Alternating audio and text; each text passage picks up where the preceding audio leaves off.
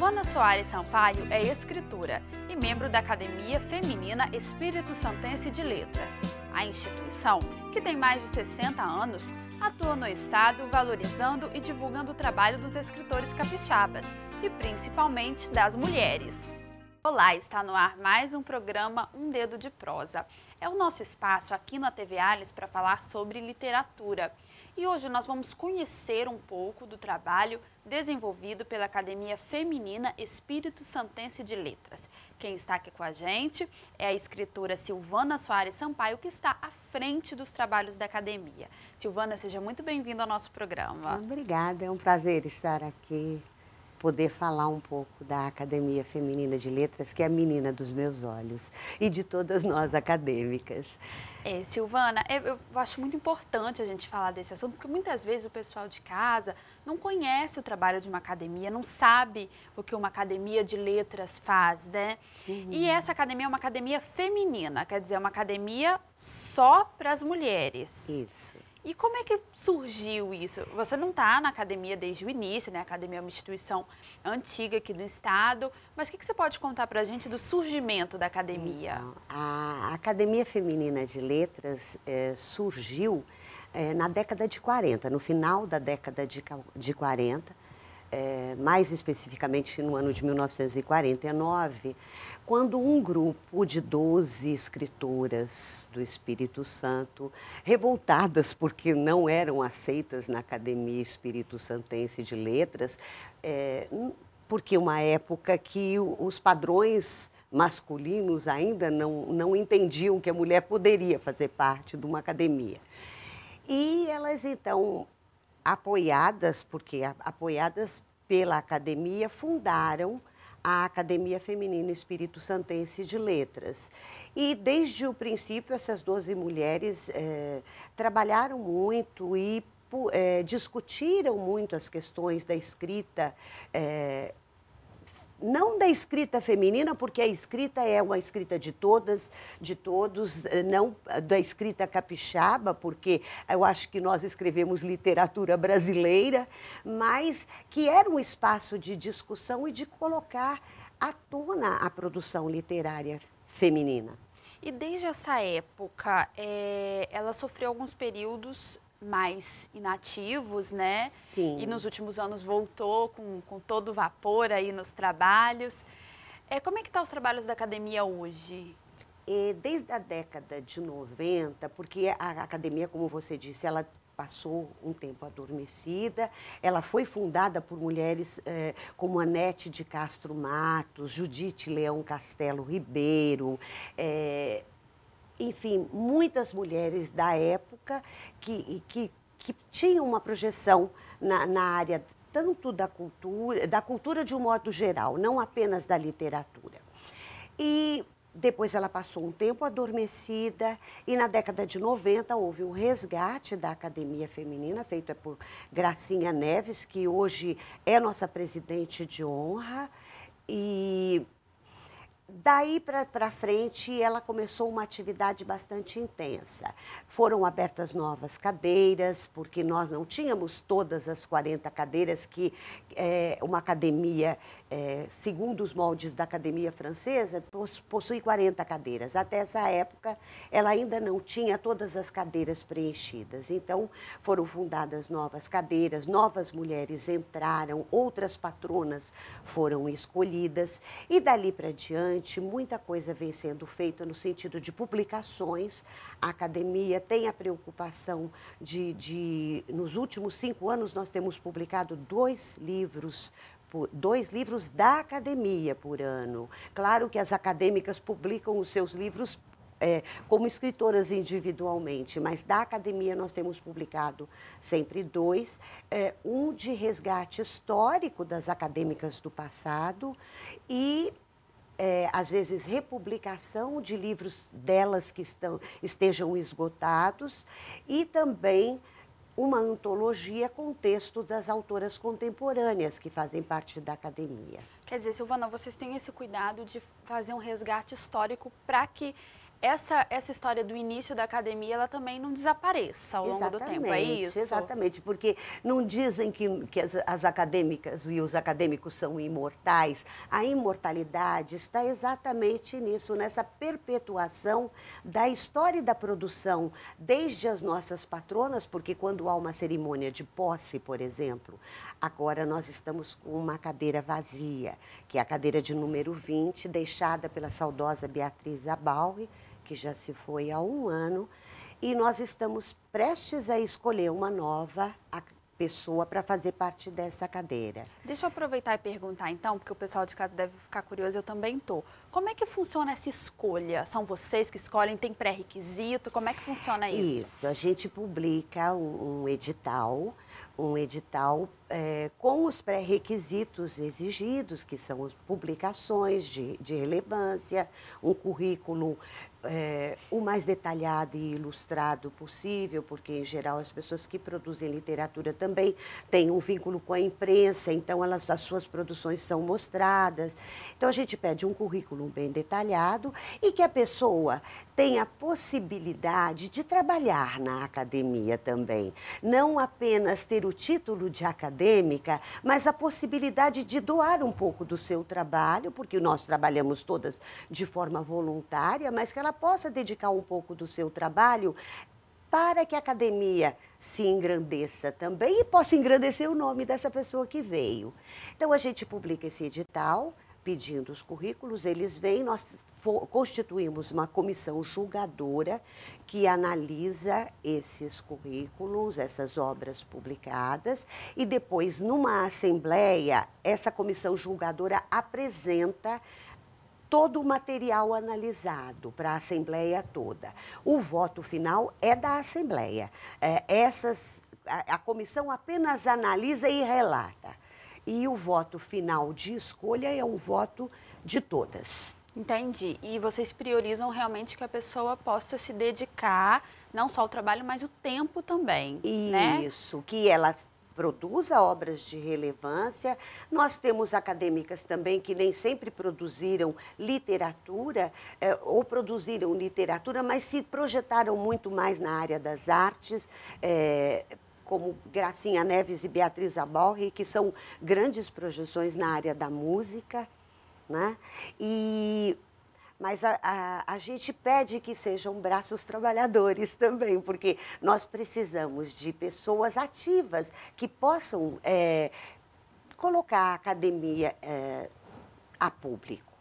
E com relação às publicações da academia, né? A senhora falou que tem várias antologias, a academia tenta fazer essa publicação anual de 2 obras. Como é que funciona com relação aos recursos, Silvana? Quais recursos vocês utilizam? Onde vocês buscam isso? Então, a academia ela é uma instituição sem fins lucrativos. Ela sobrevive de uma pequena anuidade que cada uma de nós contribui, mas que não daria para publicar livros, nem produzir grandes eventos. Porque são coisas muito caras, né? Para o pessoal de casa entender, a publicação de um livro demanda um recurso de material gráfico que é alto. Sim, e não apenas o material gráfico, tem todo o trabalho de produção. Quando um livro chega à mão de uma pessoa, ele já passou pela mão de um editor, de uma pessoa que faz a revisão, quando tem alguma ilustração do ilustrador. Então, são muitas pessoas envolvidas. Então, ele é um objeto que, quando chega ao público, ele tem um custo alto. A gente, de um modo geral, tem conseguido recursos através das leis de benefício cultural que o Espírito Santo oferece. Nós temos boas leis de benefício cultural aqui no Espírito Santo, como a Lei Rubem Braga, que é aquela que tem nos patrocinado nos últimos anos, a Lei Rubem Braga, a Lei Chico Prego, Vila Velha também tem uma lei de benefício cultural. Enfim, a gente tem lançado mão desses recursos, que são recursos públicos, eles colocam à disposição parte do que seria o imposto de alguma empresa, desviam para que seja usado na cultura. E é dessa forma que nós temos publicados os nossos livros, que, como você disse, são resgates históricos. Eu gostaria de mostrar esse livro aqui, por exemplo. Foi a primeira publicação das acadêmicas, foi um pouquinho depois de 1949 que ela aconteceu. Ela foi feita em mimeógrafo à tinta, ilustrada à mão pelas próprias acadêmicas, e que nós fizemos uma cópia em facsímile, contando, além de ter o facsímile de todos os textos publicados na época, a gente faz também um passeio histórico pelo trabalho delas, e temos algumas coisas também sobre a história da academia. O nosso primeiro estatuto está publicado aí, um termo que nós recebemos de certificado de utilidade pública, que foi publicado no jornal. Enfim, é um resgate histórico da academia.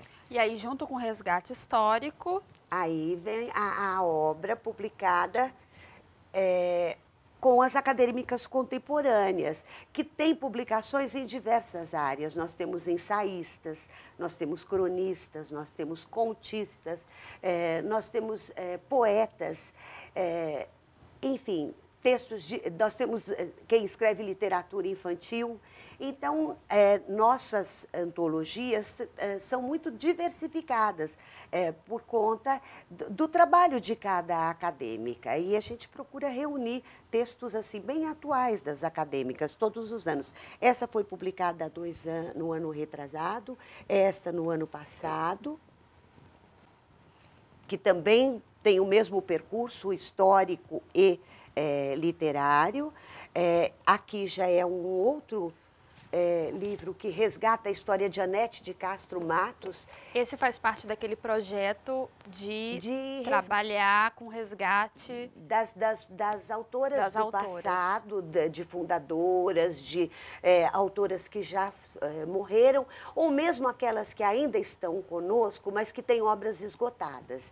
Esse ano, por exemplo, nós vamos republicar o livro Banco de Jardim, de Felicidade Albertino Meia, que já tinha a obra esgotada, e é um livro, é um romance que tem a questão, a história faz parte de um período da Segunda Grande Guerra. Então, ele tem um passeio histórico pelo período, é um romance muito interessante. De Felicidade. Que também teve um trabalho da Judite Leão Castelo. Isso, recentemente, Esther publicou um trabalho de Judite Castelo.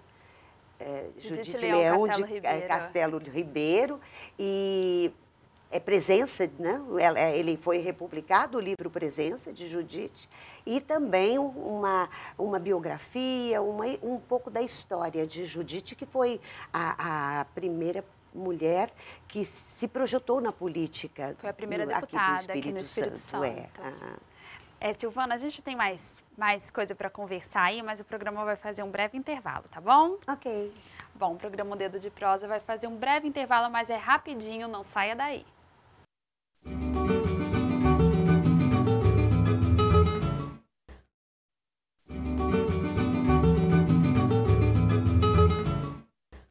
Estamos de volta com o segundo bloco do programa Um Dedo de Prosa, e hoje nós estamos conhecendo um pouco do trabalho desenvolvido pela Academia Feminina Espírito Santense de Letras. Aqui com a gente, a escritora Silvana Soares Sampaio, que está à frente dos trabalhos da Academia.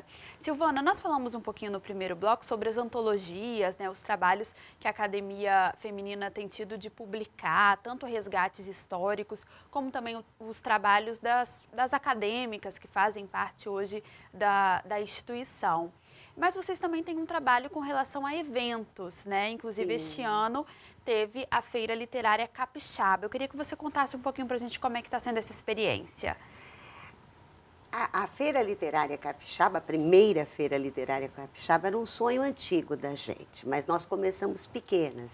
Nós fizemos encontros de escritoras capixabas, há 5 anos a gente vinha fazendo esses encontros, ocupando espaços menores, fazendo eventos menores.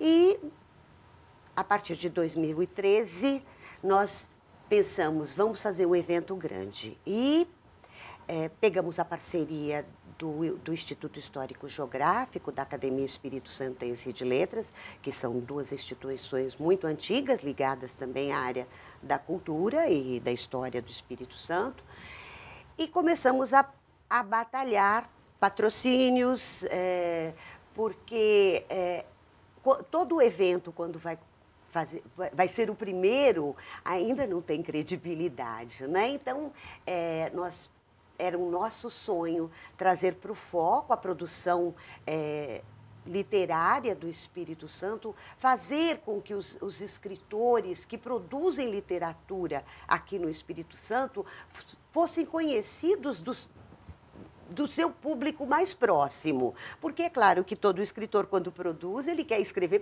para todos, para o Brasil inteiro, para o mundo inteiro. Mas enquanto a gente não é conhecido pelo Brasil inteiro e pelo mundo inteiro, a gente tem que se fazer conhecido pelo menos aqui. E a Feira Literária nos deu um bom trabalho, uma grande preocupação, porque foi um evento grande, de um custo altíssimo.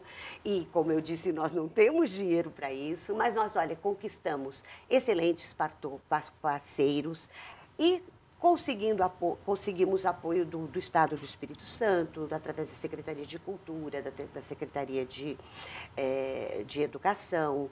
Um grande parceiro nosso também foi a Prefeitura do município de Vitória, que nos apoiou tanto com verba como com assessoria.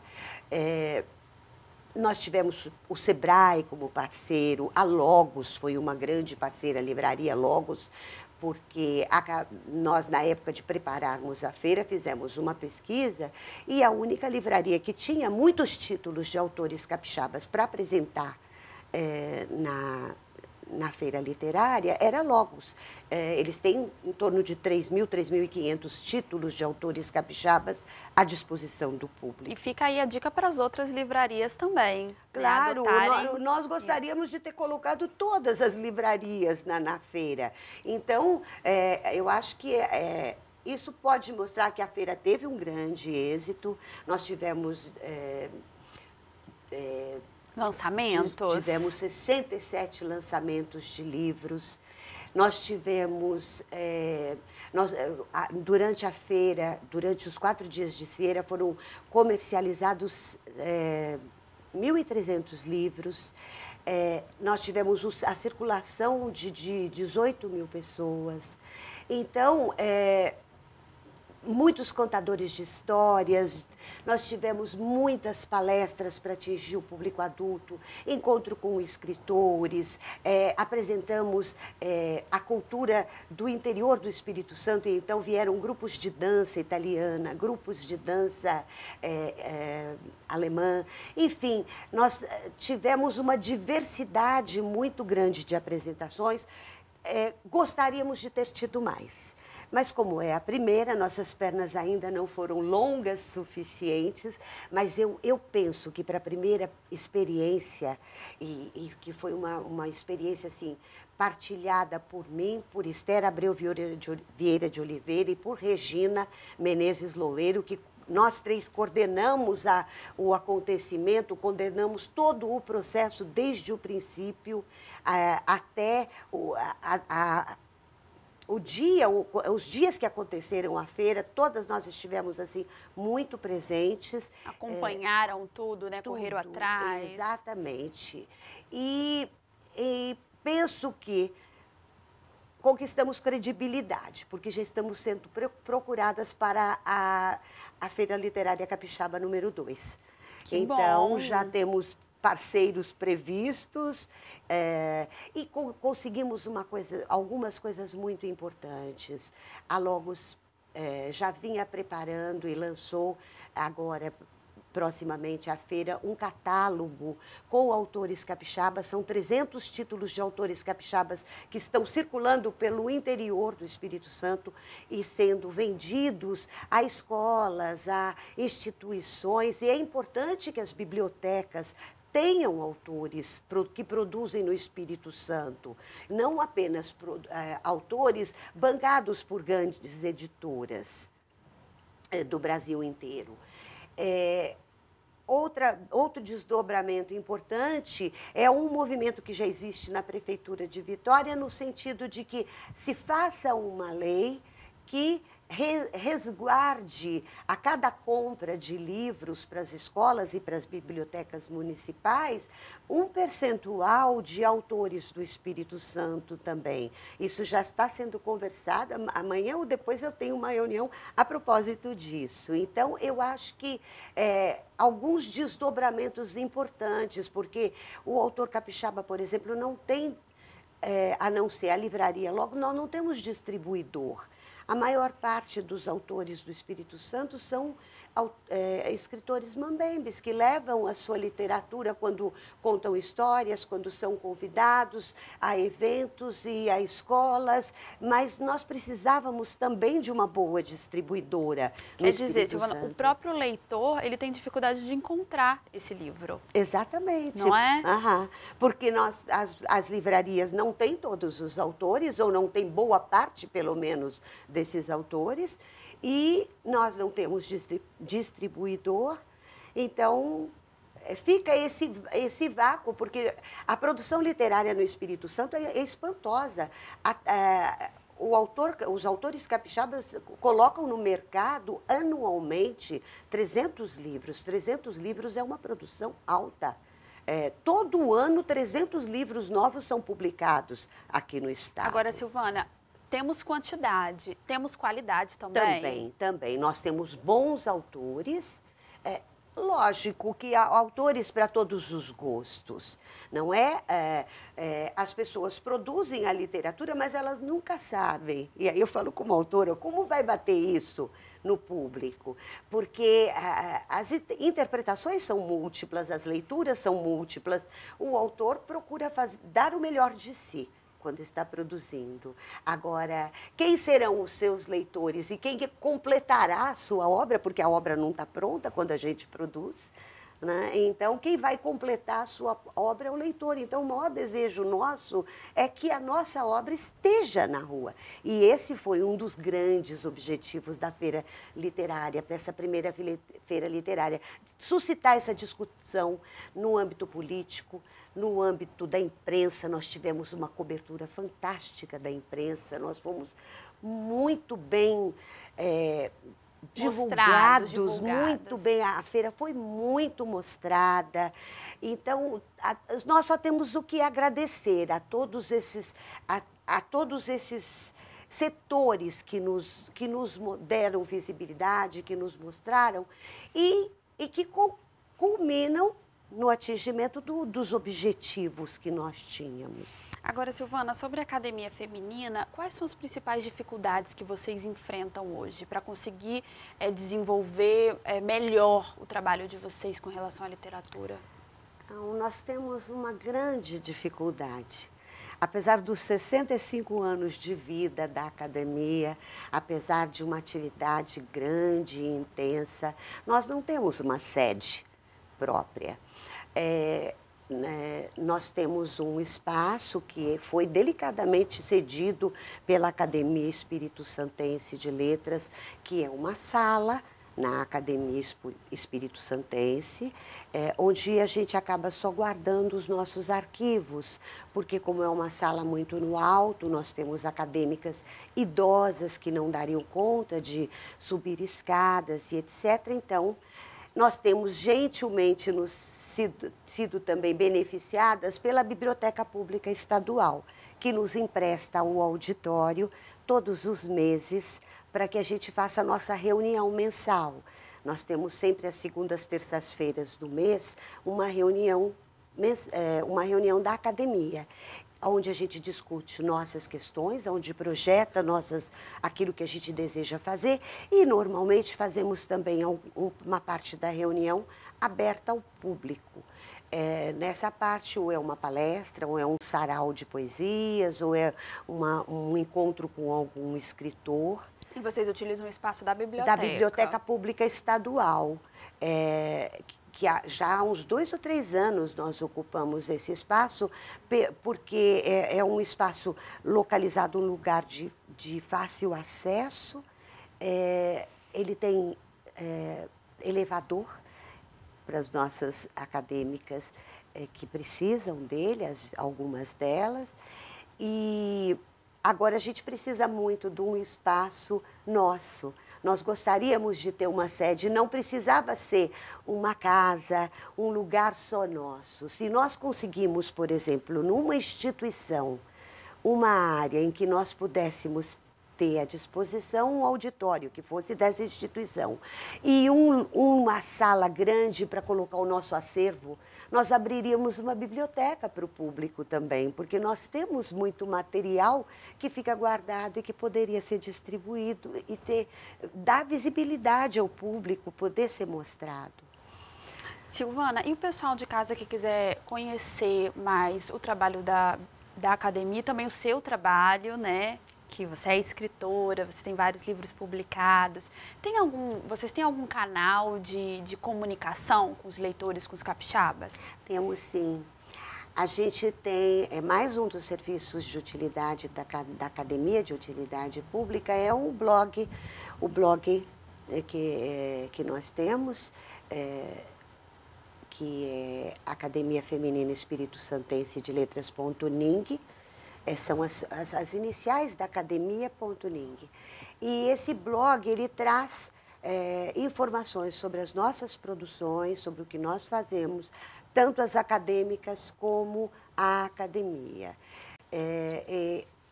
E, além disso, ele oferece um espaço para quem quiser publicar também. Porque existe muita gente que produz textos e que não tem chance de botar no mercado através do livro. Então, o blog da academia oferece uma página para as pessoas publicarem as suas obras. Silvana, o nosso programa está terminando. Eu quero agradecer muito a sua presença, deixar as portas abertas para que você volte com novidades, tanto da academia, mas as suas novidades também como escritora. Tá bom? Eu é que agradeço, foi um prazer estar aqui e poder falar da Academia Feminina Espírito Santense de Letras. Parabéns Muito pelo obrigada, trabalho. Gabriela. Bom, o programa O Dedo de Prosa de hoje termina aqui, mas você pode nos enviar sugestões. Nosso e-mail é tvales.es@gmail.com. Eu agradeço a sua companhia, continue com a nossa programação aqui na TV Ales, o seu canal cidadão.